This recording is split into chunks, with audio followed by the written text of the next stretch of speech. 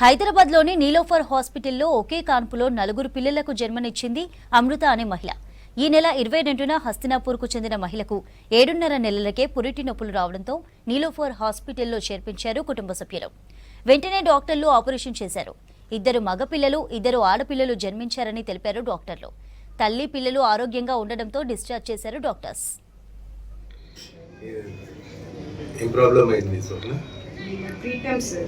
1.2, 1.3 initial CPAP requirement అదే ఉండే. దాని తర్వాత ఒకరిద్దరు బేబీస్ కొంచెం సిక్ అయ్యారు, మిగతా ఇద్దరు ఓకే.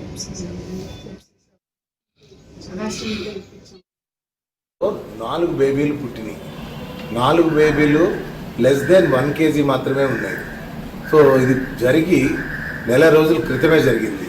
స్మాల్ బేబీస్, వాటికి తాగటం రావట్లేదు, టెంపరేచర్ మెయింటైన్ చేయట్లేదు, ఆక్సిజన్ అందివ్వాల్సి వచ్చింది, సర్ఫెక్టెంట్ ఇవ్వాల్సి వచ్చింది. ఇవన్నీ ఇచ్చుకుంటూ 35 days మన దగ్గర నీలోఫర్ హాస్పిటల్లో హ్యూమన్ మిల్క్ బ్యాంక్ ఉన్నది కాబట్టి అక్కడి నుంచి కొంత మిల్క్ తీసుకుని ఈ బేబీల్ని సేవ్ చేయడం జరిగింది. ఇంత సేవ్ చేస్తే 35 రోజులు అయింది. ఈరోజు today all 4 babies are doing very well and mother feed is sufficient. 4 babies కూడా ఆ తల్లి పాలు ఇవ్వగలుగుతుంది. 2 అమ్మాయిలు 2 అబ్బాయిలు. అండ్ ఆక్సిజన్ ఇవ్వటం వల్ల ROP అనే ఒక ప్రాబ్లం కూడా వచ్చింది, దాన్ని కూడా రెక్టిఫై చేసినాము.